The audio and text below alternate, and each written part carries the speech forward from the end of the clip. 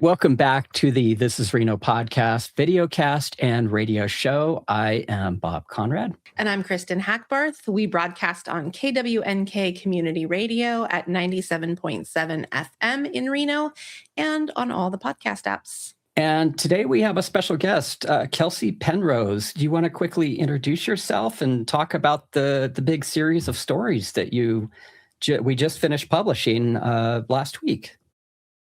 Yeah. Thanks to you guys so much for having me on. You know that I'm always down to talk about the crazy work that we do. So I am a journalist, predominantly an investigative journalist and a government coverage journalist in Northern Nevada. I mostly work as co-editor for Carson, now down in Carson City. I've been with them it's been almost 9 years now, which is crazy to me. And I've been working with This Is Reno. I want to say it's actually 6 years, over 6 years now. I think I started working with you guys in 2019. And then I started with investigations with you guys just a few years ago.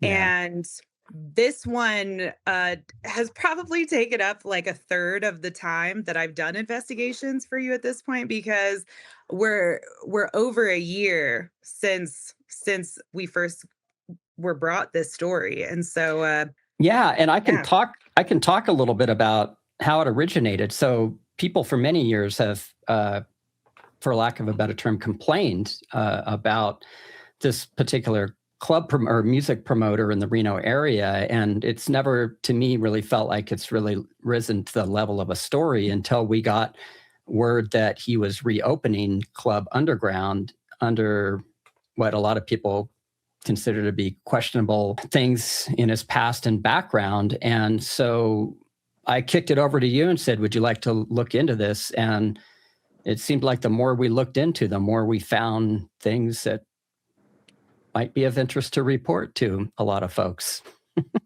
Yeah. And it's funny because at first, kind of for the same reason, I almost wasn't really excited about doing it, just because it was just one of those, I'm going to have to read a bunch of court documents, and like try to suss out where the news is. But as soon as I kind of was able to actually tap in, the stories just started pouring out. But I want to say it took 5 months at least to get people to talk, because nobody wanted to at first. There have been other articles that have come out about this individual in the past several years, I should say, that people felt were not an accurate reflection. And so at first they thought this was going to be, the term was puff piece that a lot of people kept saying. But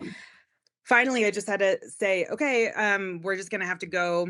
And by we, I mean, Bob said, stop messing around. You need to get this freaking story done. So I was able to interview Brandon Deriso, the music promoter.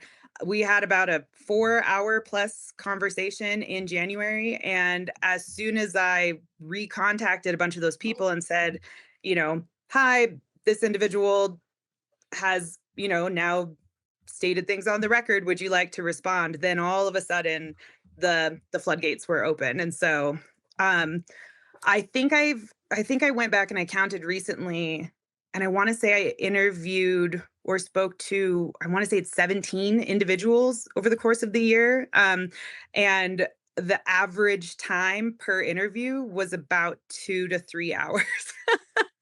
So it's by far the most interview time I've ever spent on a single story in my life. Yeah. And I should note too that this person says that his story has been public and he's acknowledged many of these things over the years. And as soon as I started pulling the court documents, by the way, there's the extensive court records and police reports and so on related to this person. And once I started looking into him, I realized that what's been said publicly, at least to my knowledge, didn't quite match the extremely complex and involved case history involving this person. So talk about, I guess, the high level overview of what his criminal case really shows.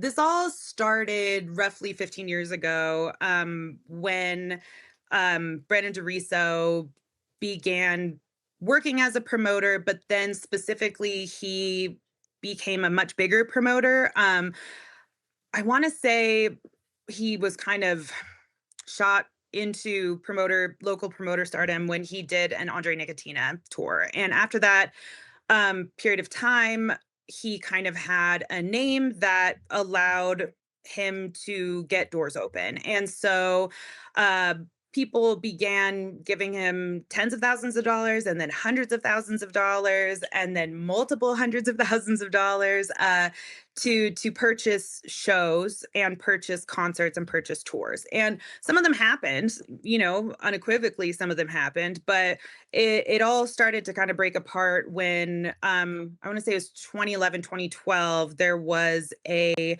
punk show, or it was a punk festival with some really, really big time names at the time and still today, that was supposed to happen at the Reno Event Center. And when it came down to it, he did not have the money that had been provided to him to put on that show. And so they all pulled out. And then that was the first domino effect, leading to a lot of other issues that culminated in the Flo Rida tour that he had been given about $400,000, I think, total from investors to purchase a multi-city tour that was supposed to occur during the fall and winter of 2012, 2013. And it did not happen. He did not have the money. Investigators in the court hearings talked about the fact that as soon as he was given the money, that money was withdrawn and spent on things other than a Flo Rida tour, and like paying back previous investors in other correct. endeavors. Yes, the term that the investigators used was Ponzi type payments that he had taken. One of them was like $47,000, another one was $50,000, and he had used that to pay back prior investors who had invested in prior concert tours. And some gambling. There was a lot of gambling. And it's very odd because Brandon talks often about gambling. He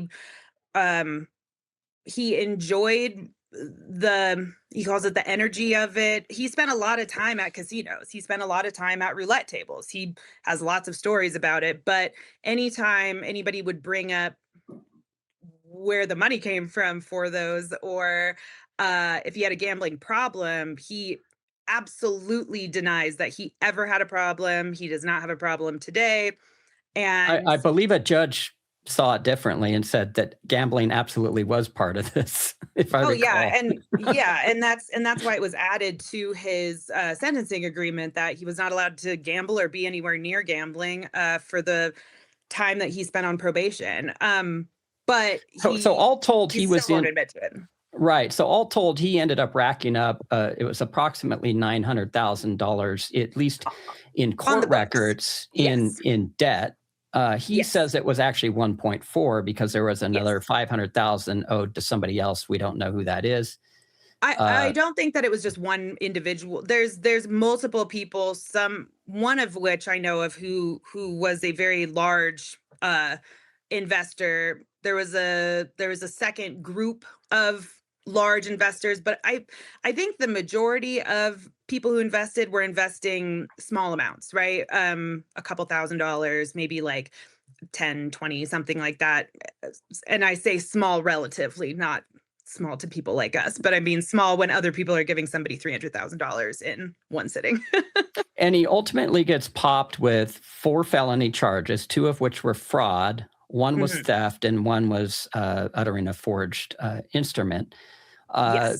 So in the course of your investigation, and I will say, in fairness to the reality is a lot of people assume that he was convicted of fraud, and that was absolutely not true.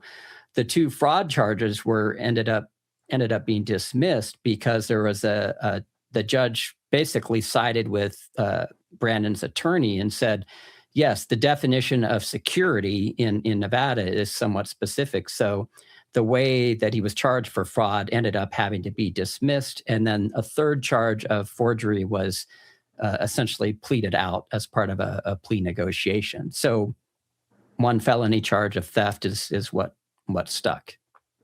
Yeah, and it's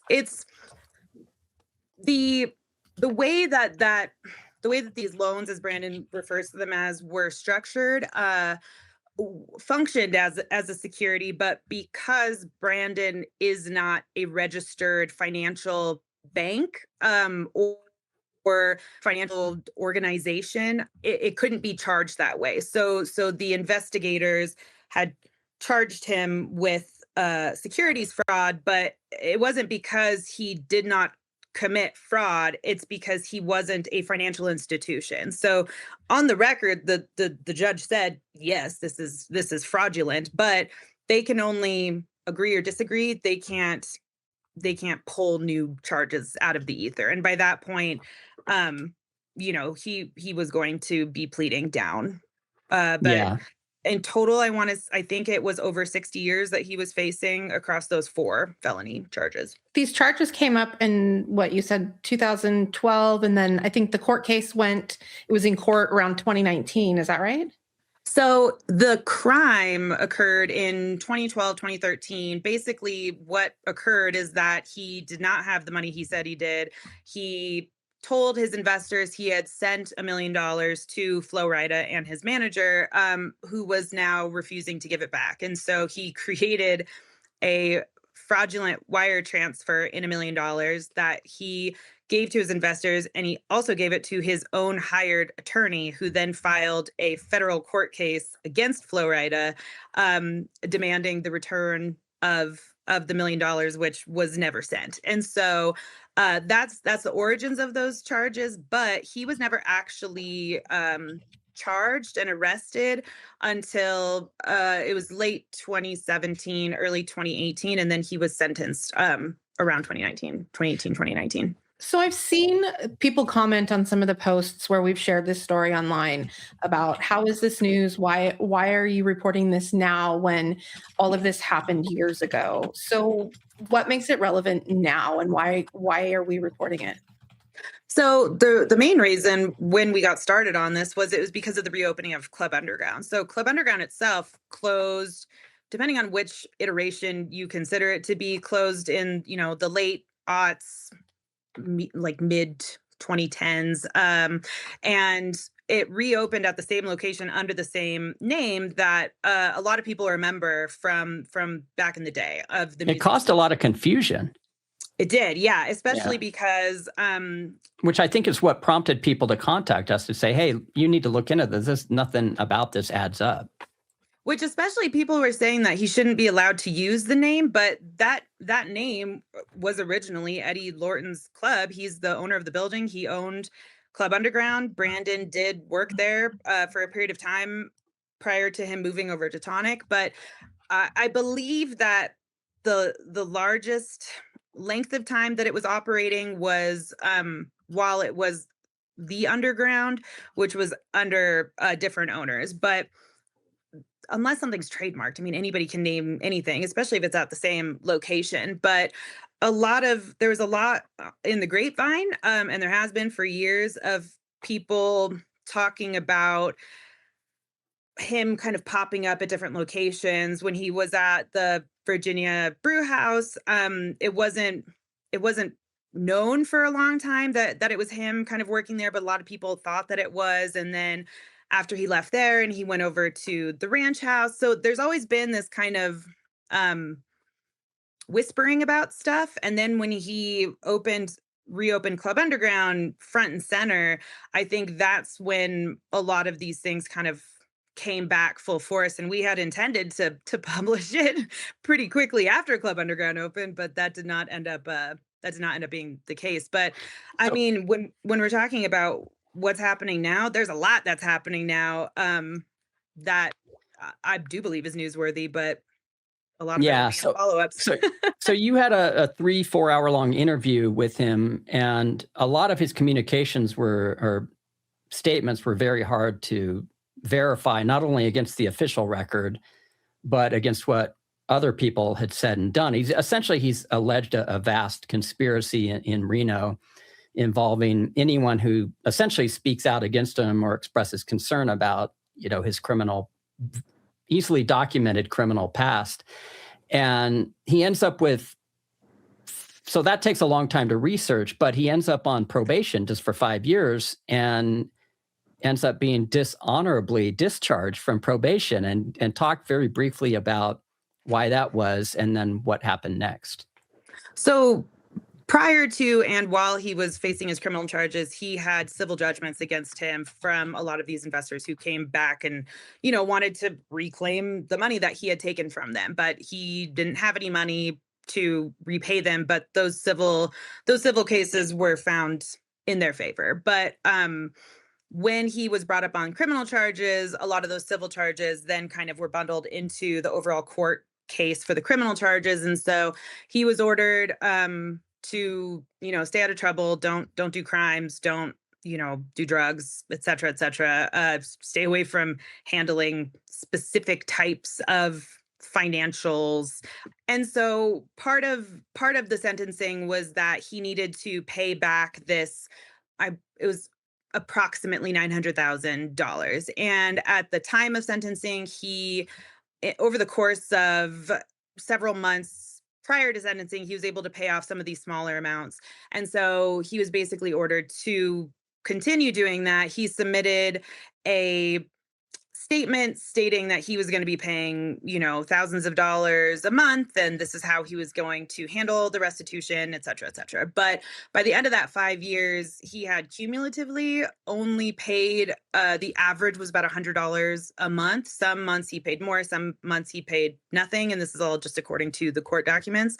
And so he had completed his 5 years, probation or suspended sentence, but he had not paid off that restitution. So he was dishonorably discharged. And he still owes that debt. He can't discharge that debt. So it basically is still kind of back into those civil charges of he still owes it. He has a lien against him for these charges, but he cannot be put in jail if he doesn't pay it, because we don't have, debt prisons anymore in America. Well, thank you, Kelsey. It's a 6-part voluminous series. And I will tell you, I know Kristen can second this. There was a lot more to this story that we did not report. And we basically stuck with what we could easily verify and validate through court records and several witness testimony and so on and so forth. So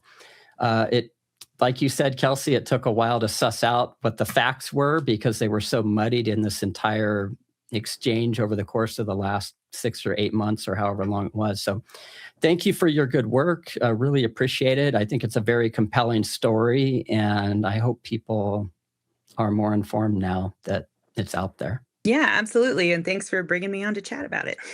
Thanks, Kelsey. You take care. Okay. And, one thing, we need to talk about is, I think something that's very time consuming that people don't really understand in journalism is that it's called cultivating sources, which is basically developing relationships and trust with people who may or may not want to speak openly about, what they've been through. And that alone can take, as Kelsey said, months. It's, I think what a lot of people say to us is why they come to us for trusted local Reno news is because we've been doing this for a long time. People know who we are. We're not just some recent graduates that are going to be here for a year or somebody who's come in from out of market who's going to sign a 2-year contract with a TV station and then up and disappear. And so we have a lot of institutional knowledge. We have extensive archives of reporting and stories and issues that I think, is getting lost with a lot of turnover in newsrooms. So I think hopefully that speaks volumes as to why we do what we do and why people come to us with these kinds of stories. So Kristen, speaking of which, a story that's been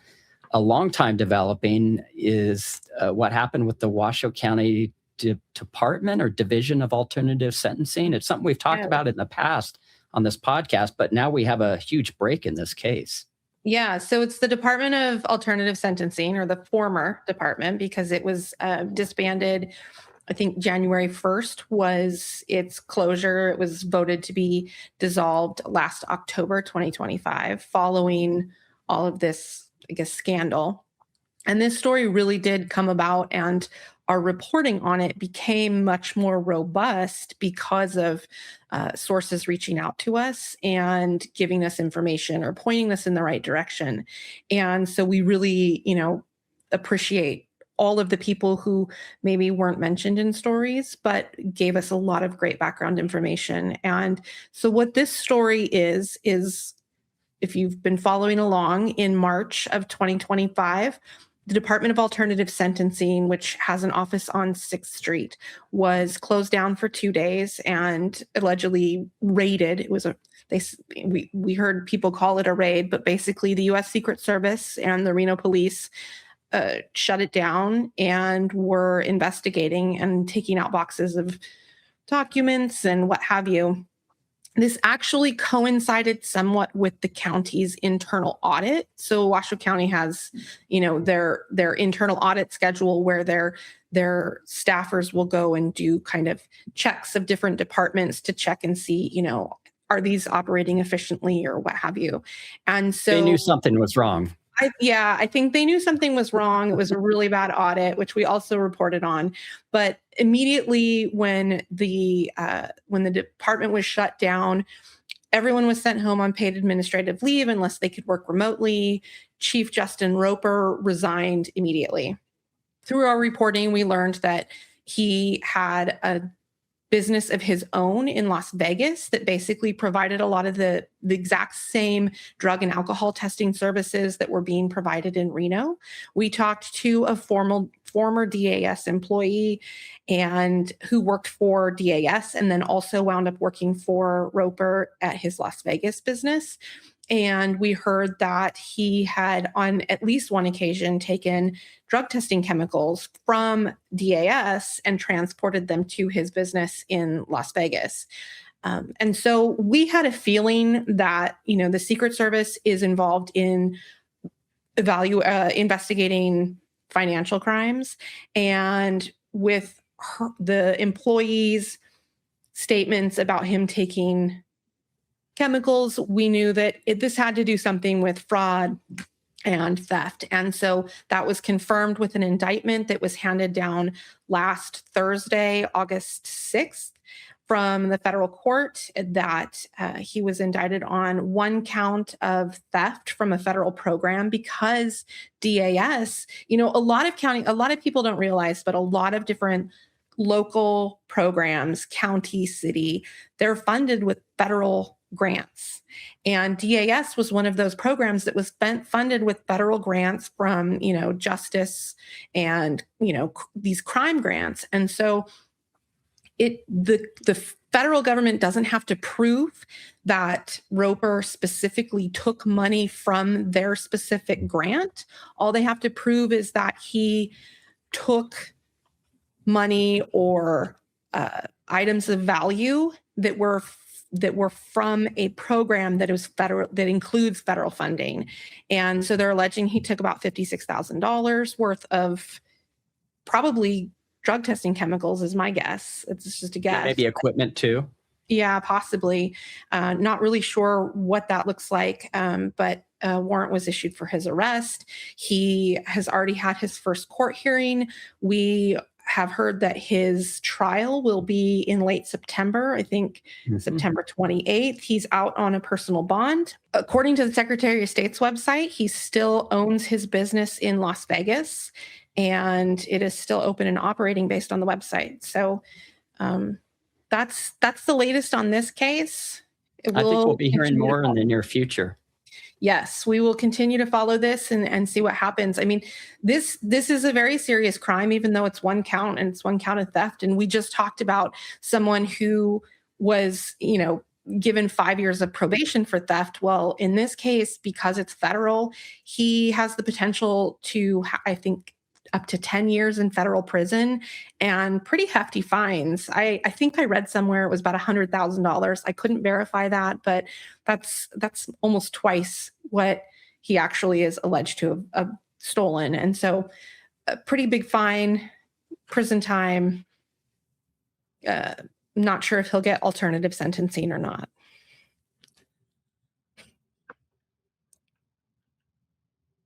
Well, speaking of federal court cases, this is no laughing matter. The Del Shay, the Anna Scott murder case is continuing to be hashed out and fought in court, federal court. Also, there was two indictments in that case. I've gone to 2 court hearings now. Both were last week. And in both cases, the federal judge scolded the federal prosecutor who's prosecuting the 2 alleged suspects in the case. And I don't want to get into too much as far as the case itself, other than to say that the way that the federal prosecutor is handling this has definitely drawn the judge's attention, and not in a good way. So it's looking kind of sad how this case is being prosecuted, at least to date. The defense attorney is essentially saying that there's no evidence that's been provided as of Thursday last week that even ties this suspect to Anna Scott's murder. And so I think that's problem number 1. And the case was actually set for trial for last week. That has also...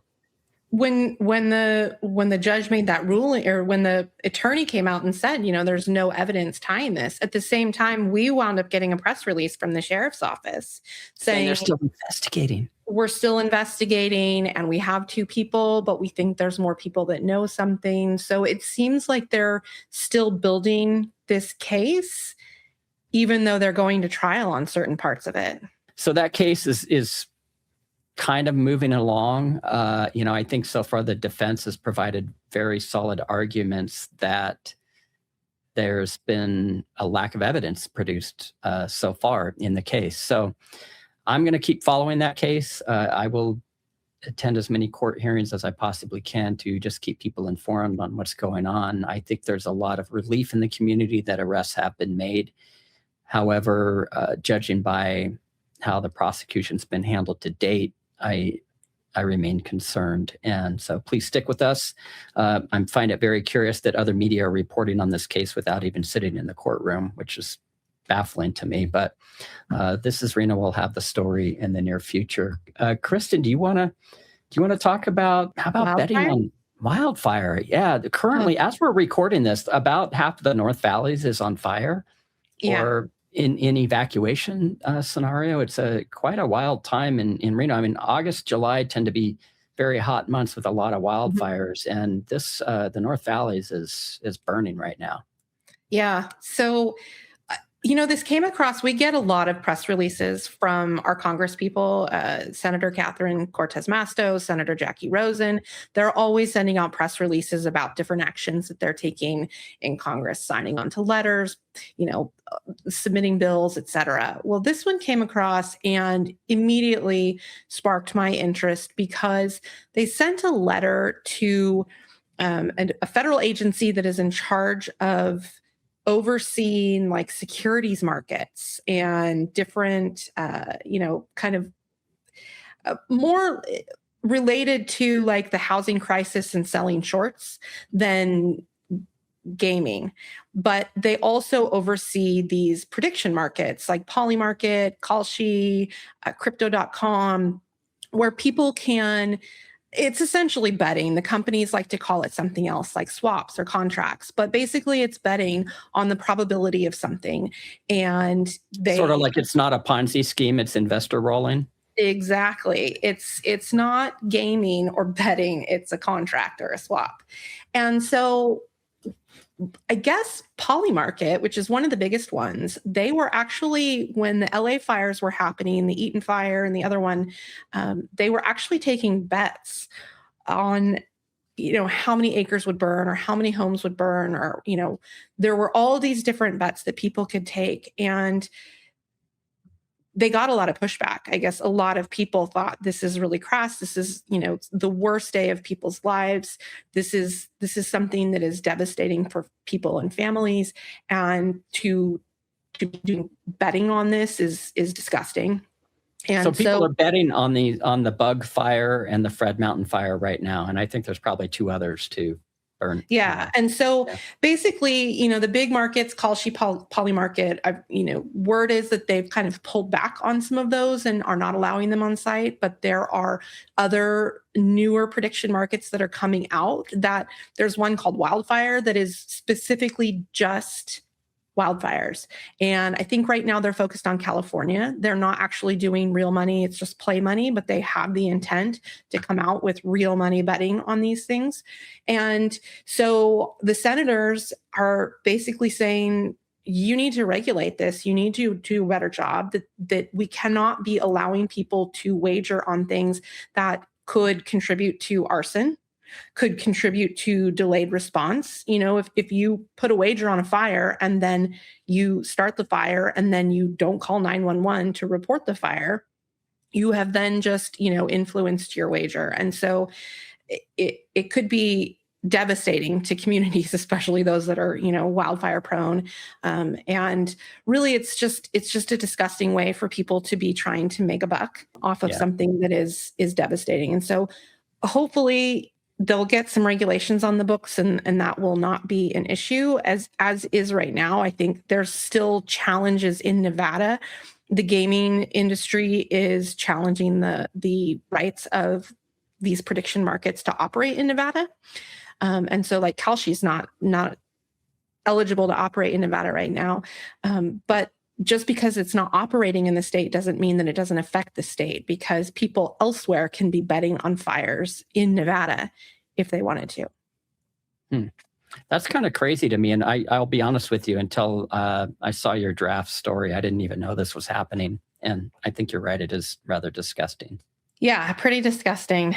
So making money off of other people's misfortune and natural disasters. I mean, great. Yeah.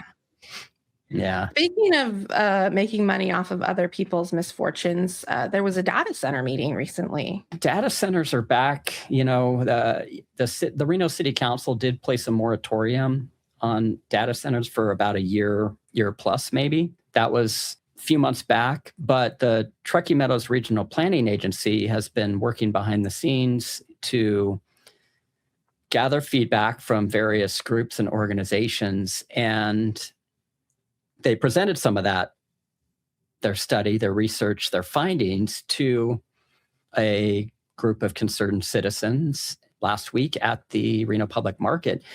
And I attended the meeting, and it was, I would say, unnecessarily. The meeting, people are very concerned and just outraged, frankly, at these data centers just popping up. And TMRPA's Jeremy Smith, who, by the way, I think did a really great job during the pandemic. I don't know if you remember his COVID modeling and all the data that they were putting forward, his team there. Very important, valuable work. He has sort of been thrust in this position, primarily, I believe, by the Reno City Council, who you'll remember even refused to meet to have a discussion about this issue. I mean, That was bonkers. That was last year. And so TMRPA was kind of put in the position to sort of figure out, how do we coordinate these regional governing bodies and create a sort of consistent set of data standards, I guess, is what's ultimately going to happen.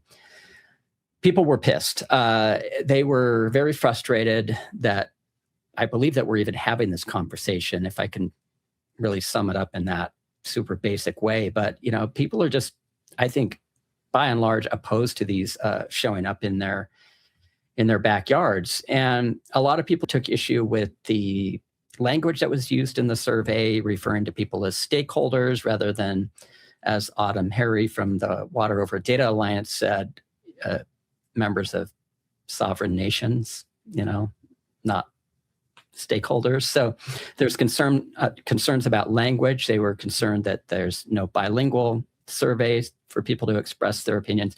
And they were concerned also about the lack of feedback or lack of people taking the survey. I believe there was about 150 or so that had taken it by the time of the meeting. So part of the meeting was to really push people to take that survey. And even that prompted some outrage. So I think when all was said and done, it was perhaps beneficial in that it put some information out there. But I think Jeremy Smith, the executive director of TMRPA, was kind of put in an unfortunate position that he was kind of taking the beating that really, I think, wasn't deserved or should not have been aimed at him. You and I, we wrote the editorial about this and really wanted to remind people that it was the city of Reno's blatant inaction in developing any kind of guardrails on data centers that has allowed these to pop up on Keystone Avenue and in the North Valleys of Reno. And while Jeremy Smith was the punching bag at that meeting, there were other council members present who were the ones who have made these decisions to not take any action on data centers. Total And really, lack of decision. And really, they should have been aiming their ire at those council members. In our opinion, in my opinion.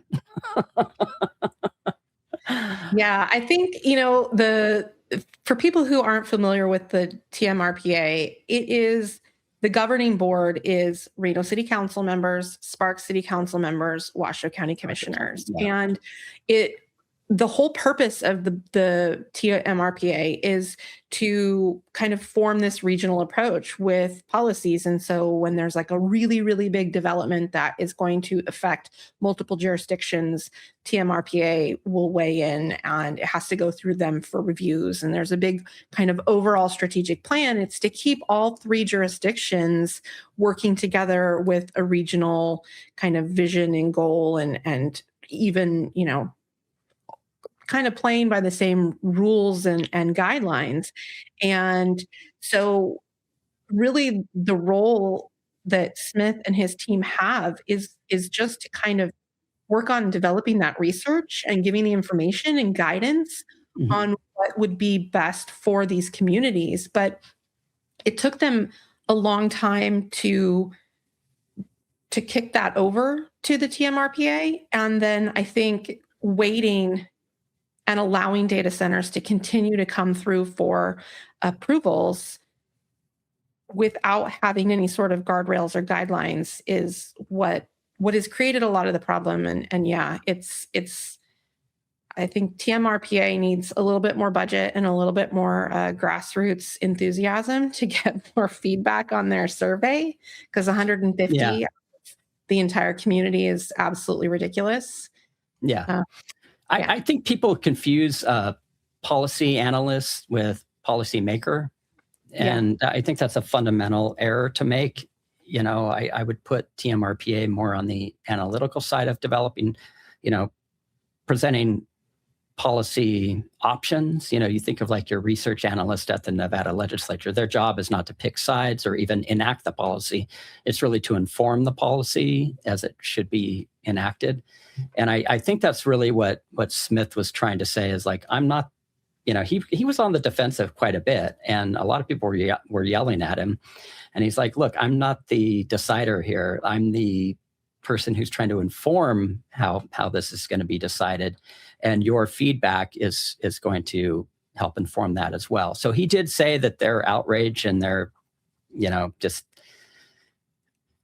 blatant opposition to data centers will be communicated back to his governing body, which I believe will be taking place in the next couple of days. So we will have an update on that on thisisreno.com, as well as probably in the next podcast. And we'll see what happens as far as whether or not data centers will be allowed in the Reno area in the future and in urban centers again.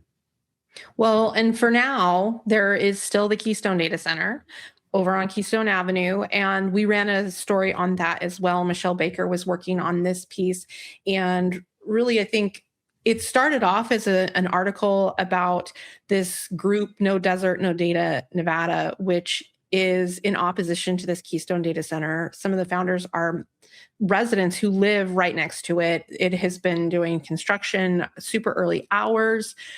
They're saying that they've had more than a 10% change since the permits were issued, and that should trigger, a review that they would have. And so they've written, flooded people's inboxes with these concerns. And I need to be clear, though. You said 10% change in the expected energy demand that they were going to need. Well, they're saying that there was more than a 10% change in the data Energy. center building plans. Oh, building plans. Okay. Yeah. I thought it was the amount of electricity they were going to be using. Well, and that's, I think, what, it started off as this 10% change in the building plans. And then the more research that Michelle did on this, she noticed that they are touting this as using much more data than was pitched to Reno City Council and included in their applications and information for their conditional use permit. And so while this was originally, I think, pitched at about 4 megawatts up to about 6 megawatts that they were going to be using, one of the executives in this company that is going to be the data center, Centra, yeah, was saying that it was going to be a 12 megawatt data center, which is twice as much data. And that really kind of got Michelle going down a rabbit hole. And so she was reaching out to the city. Basically, it doesn't matter how much power the data center uses, the city doesn't have any jurisdiction over that. As long as they have the same building plans and they adhere to their conditional use permit, which doesn't require any information on the amount of data that they're using, then it's fine. The city doesn't care. The data or the energy usage is an agreement with NV Energy. And so in researching to find out if there needed to be an additional layer of approval for this data center to use twice as much energy as initially proposed, which we're not even sure if that was a typo from the person in the Centra executive or if it's the actual intent. But we won't know that because NV Energy says that that information is proprietary and they will not share it because it is private customer information. I think this is freaking insane, Kristen, that we have reported this and come to find this. What I think Michelle was experiencing is that nobody would answer her questions about how much energy consumption is this data center going to use, because we come to find out through both the Public Utilities Commission of Nevada and NV Energy, data center energy use, according to these folks, is confidential information. And I think that is crazy. Yes. The two biggest impacts that data centers have on the environments where they are built are water and power. And if we don't get to know one of the two most major impacts that these facilities are going to have, how can citizens be reasonably informed, let alone have any kind of basic opposition or support for these facilities if we don't even know what kind of impact they're really going to have? I'm not a legislator, but I hope our legislature next year looks at this issue, because this is crazy that we're not even allowed to know this information. At this point, we see when data centers are pitched or when they have been pitched, they always say, it's going to be a 5 megawatt or it's going to be a 12 megawatt. I think that is more included in the description of the data center as a selling point, as a sales message, and not so much as a resource usage message. And I think, they pitch it as that, but they can always change it. That's called a bait and switch. Yeah, it really does not have any impact on it. It doesn't have any real tangible information that can help citizens understand the impact that data center will have on their community.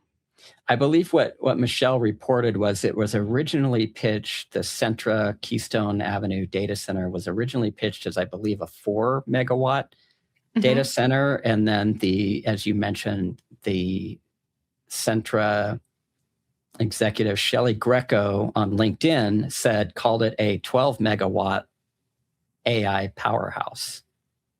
Yes, before eventually revising her post. She deleted that. Yeah, I think she deleted that after Michelle reached out to her. But yes, she deleted that 12 megawatts. And now it just says that it's going to be a powerhouse. How cute. And also did not respond to us for comment. So yeah. And one of the funny things I think that is is funny about this is that they're touting it as a sustainable LEED design.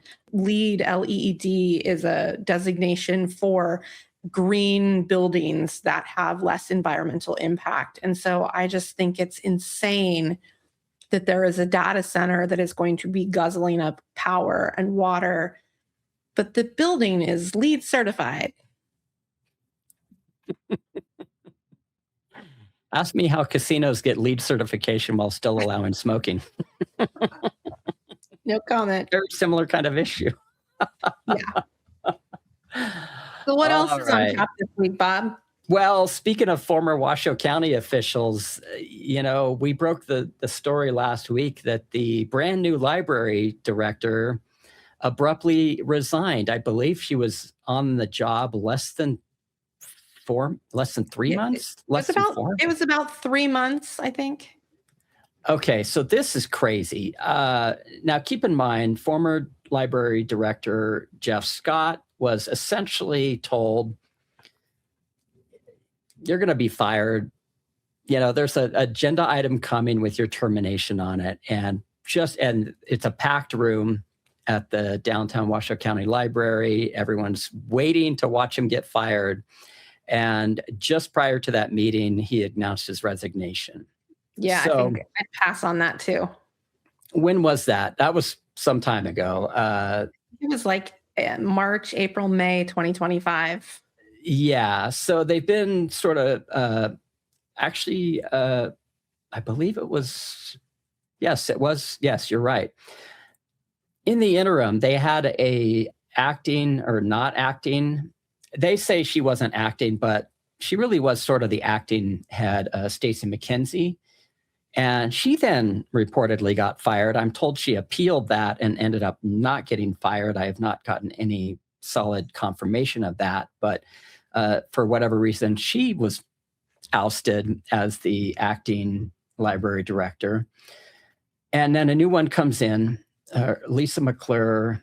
She came in early March. And there was a big national search. I mean, they had candidates from all across the country. McClure is from Pennsylvania.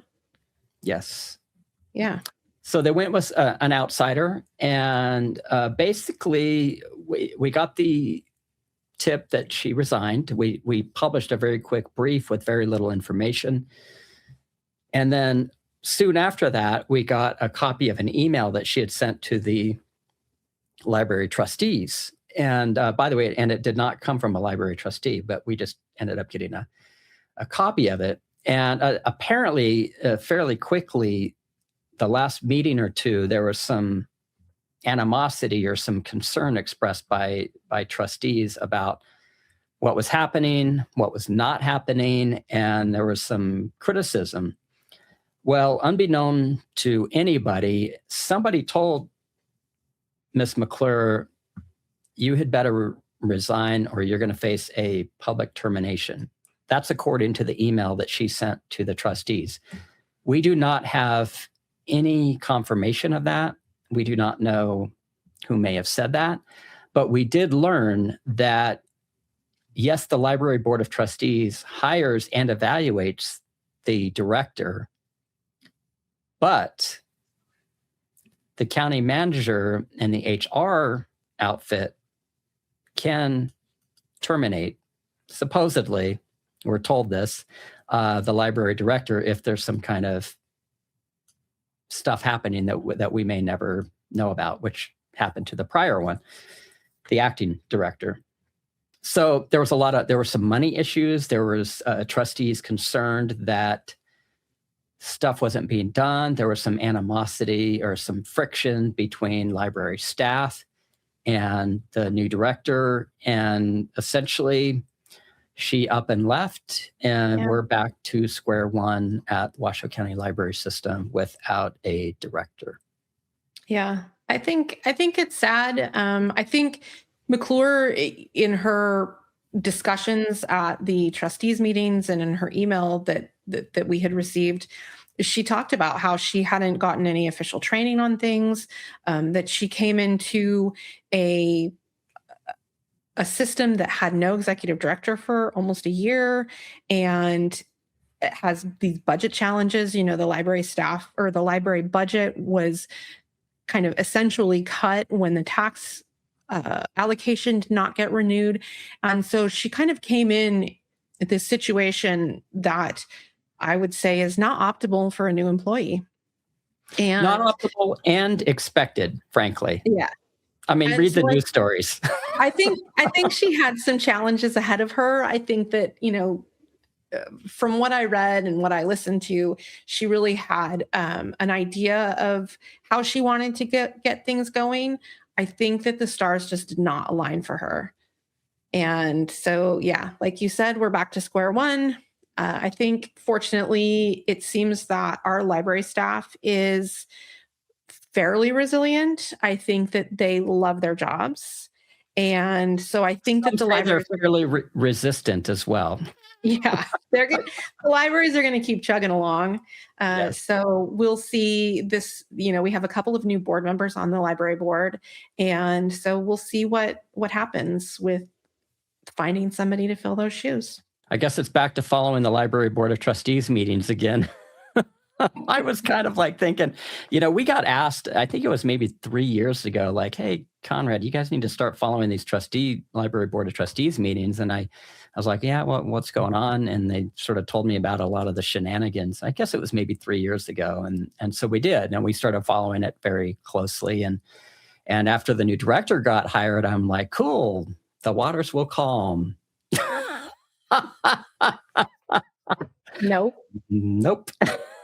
Spoke too soon. Where else the waters are not calm, and this should come as no surprise to anyone, but the waters are not calm at Reno City Hall. Reno City Clerk Mikki Huntsman is again back up for termination. Her position is scheduled tomorrow, I believe, or in 2 days. Yeah, I mean, by the time a lot of people are listening to this, they will already have the answer, and they will know more than we do right now, which is that she will likely be losing her job and will get either 3 months or 6 months severance. It's a very peculiar couple agenda items. They're back to back. There's two different agenda items. One is they're both to sever her employment, with different language being used. So I suspect this was all legally crafted. But as you mentioned, there's one option for a 3 months severance and then another for 6 months. And the amounts of money, of course, differ depending on which way the council votes. They're very peculiar agenda items. And I did a public records request, which of course was denied by the Reno City Attorney's Office. This is raising a lot, like people are very curious, like they're even emailing us going, what is happening over here? And I don't have a lot to tell them. I will say that I did get a comment from the mayor, and she said she requested consideration of a proposed settlement agreement, and a council member requested consideration of termination for convenience. Neither item involved termination for cause. So they are terminating her employment. It's just not for cause, supposedly. And again, quoting Shivi, my understanding based on legal opinion is that nothing in the report would be the basis for a for cause termination. Now that report, according to sources, confirms that there was, based on a lack of presumably not showing up to work or leaving early, those kinds of things, the city clerk was kind of not present when she was physically there. She was sort of vacant and not as attentive to staff as she perhaps could have been. Again, that's according to sources. Essentially, there was a really low morale, some dissatisfied staff members in the office alleging various things. And it got to the point where they conducted a human resources investigation that did validate some of the employee concerns, according to what we've been told. Second time this has happened. The first time, I believe we discussed on the last podcast, or maybe a couple podcasts ago, they had this agenda item and the mayor made a motion to remove it from the agenda, and that was passed in a 4-3 vote. Yes, So she wanted to see the investigation play out before making any sort of decisions, which was a principled move that does not hold for all city employees. like the But did chief in this of case. police. Yes. Yes. Who knows? I think three things could happen. One, maybe four. One would be agenda item 1. The other would be agenda item 2. So it would be a severance with a 3 or 6 month option. I think a fourth possible outcome would be they decide to keep her, potentially. I'm not sure that's going to happen, but That was only 3 options, Bob. well, then what was never mind. 3 options. Oh, I know what it was. No, the fourth option is they could shelve the agenda item again and kick the can down the road. Yeah. So, Well, I'm that not sounds sure. familiar too. Yeah. So I don't know what's going to happen. I suspect Mikki Huntsman may not be the city clerk after that meeting. We will know very shortly. But, I think it also speaks to, in this case, the city clerk is one of 2 positions that reports directly to the city council and the mayor, the other being the city manager.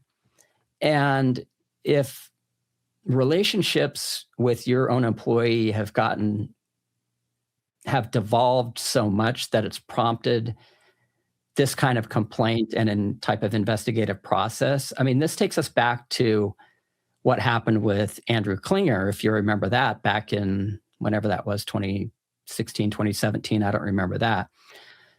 The council took a long time to essentially sever that agreement with Andrew Klinger. A lawsuit came out and all sorts of crazy things happened. And, a body overseeing an individual employee like this is going to be a tough thing to do structurally in the first place, let alone how do you get all council members on board on how to properly deal with a situation like this. And so Yeah. I I think think the nature just of the managerial relationship is that they don't have a lot of direct oversight over that employee, aside from, reporting metrics and there she is on the dais running the meeting kind of. So I think it's an interesting managerial setup when you are tasked as a council member, you would be tasked with oversight of this position where you're not necessarily working with them on a regular basis and seeing their office performance. in that way, it's a tough thing to adequately supervise somebody in that position. However, it also shows that perhaps that in and of itself is problematic and could sort of open the door to some disgruntled employees and situations like we saw back with Andrew Klinger. We'll see what happens. Last but not least, Kristen, you wanted to note a few new things happening. On a lighter note, we have had a couple of fresh writers contribute to This Is Reno over the past few weeks. We had, it's a little bit more arts and culture. We often don't have the capacity to cover all of the arts and culture that's happening in the community. I know, Bob, you go to a lot of the theater productions. On occasion, we get live music performances, but we don't get to cover kind of the depth of arts and culture in the community that we know is out there. And so CJ Emerson Branch did a great piece on the Micromania midget wrestling, which I thought was great. I really enjoyed reading that story. And then Vivian Liao did a great piece on the Joy Project.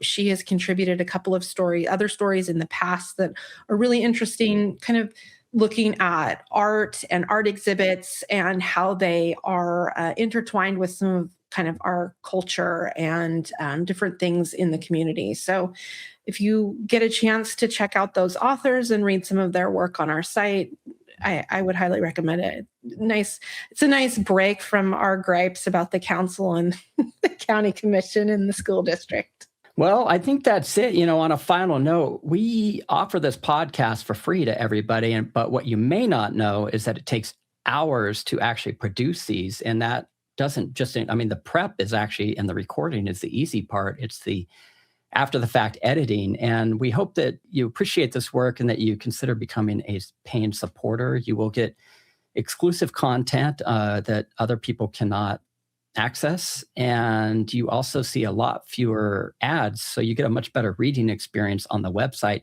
when you become a paying This Is Reno subscriber.